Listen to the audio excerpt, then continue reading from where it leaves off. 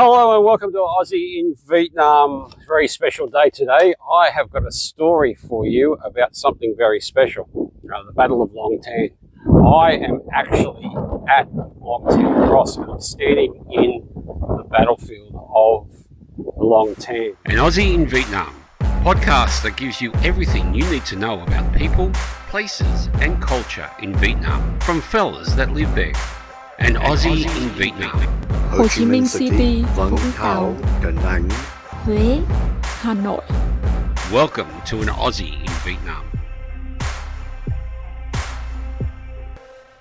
So, let me tell you a story, and I'll do it the best way I know how. I don't know all the facts, but I have studied this for a long time, and I really want to share the story with you on the ground where it happened.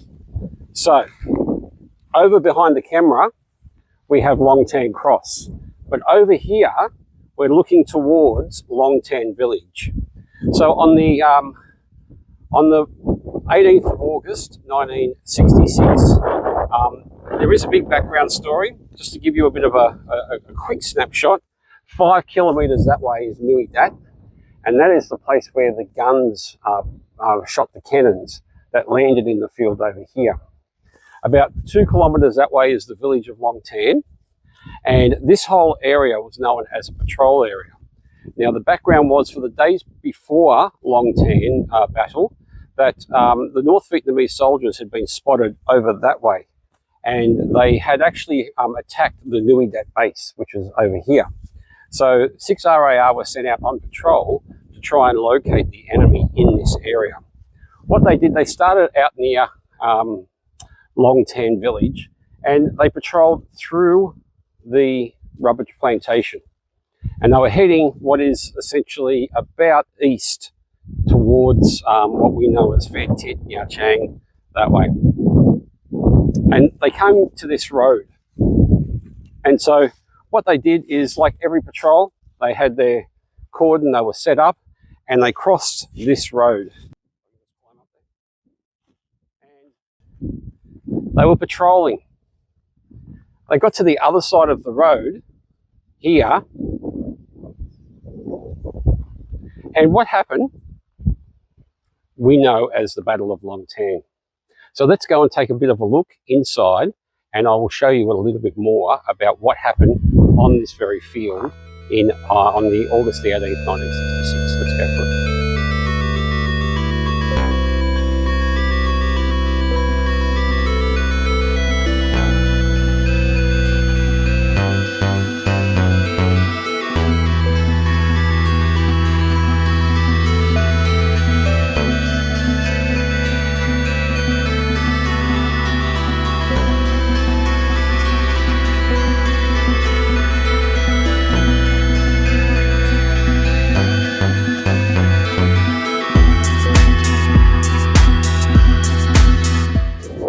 So here we are in the area. Now, firstly, what we don't understand was that, okay, so we understand that 24 Australian soldiers were injured, 18 were killed in this very area.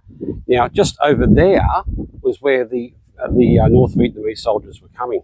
But what is the first very surprising thing that happened is that what you can see is about the size of 2 football fields. And the entire battle happened within this area, even shorter than what you can actually see. It was really that small. So, as we're looking back towards the roadway where we just were, the soldiers in 6 RARD Company, they crossed the road and they entered this area just here. And it was in this area, as they reached about here, as I understand it, and I could be wrong, but as I understand it, it was about this location that the North Vietnamese opened fire from over in this direction. Now, remembering, Nuoi Dat base is over there, and the soldiers were coming from this way over here. This laying in this very soil, you know, I don't know, but it's logical to think that if in this very soil, just here, in this trench, could have been, in this very spot, could have been a dead or injured soldier. that laid here all night. And as you can see, if I grab the dust, grab the dirt, as you can see, it's a very deep volcanic red soil. And when it rains, this soil turns to almost like a red paint.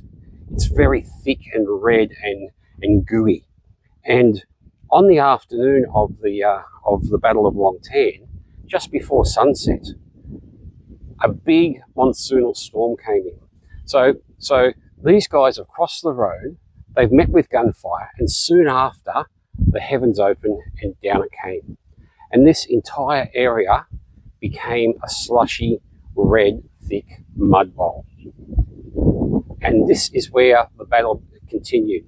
They called in their coordinates to the Nui Dat air base, a gun base about 5 kilometres that way.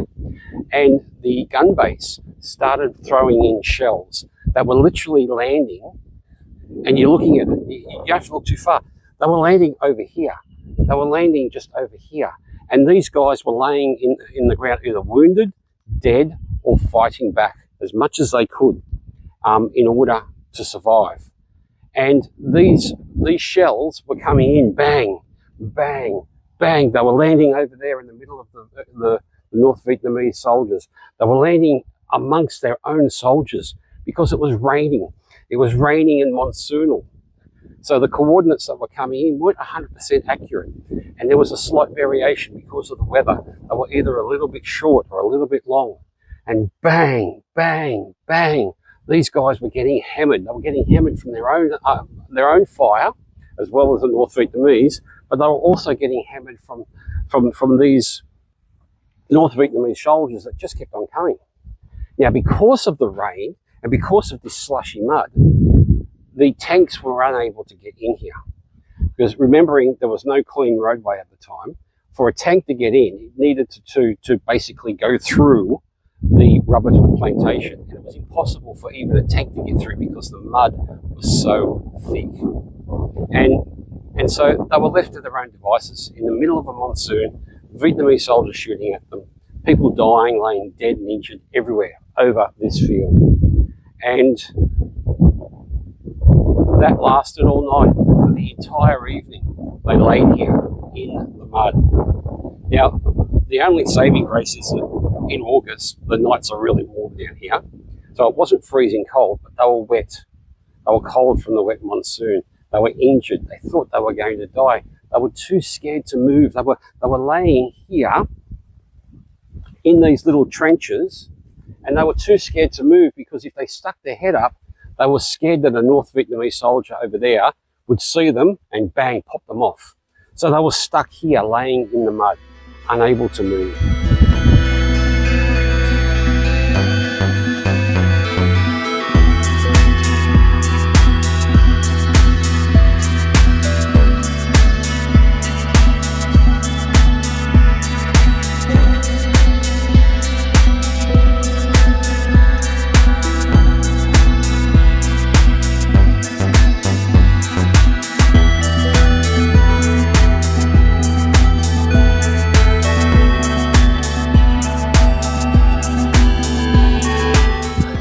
So, in this space here, laid Australian and Vietnamese dead and injured soldiers. All night they lay there, until the morning when the weather was clear enough for the helicopters to come in, the tanks to come in, and the reinforcements to come in from the west, come over, pick up the dead and injured, fly them to Vung Tau, collect any dead that they found for the Vietnamese, and basically clean up what was a mud bath of death and destruction.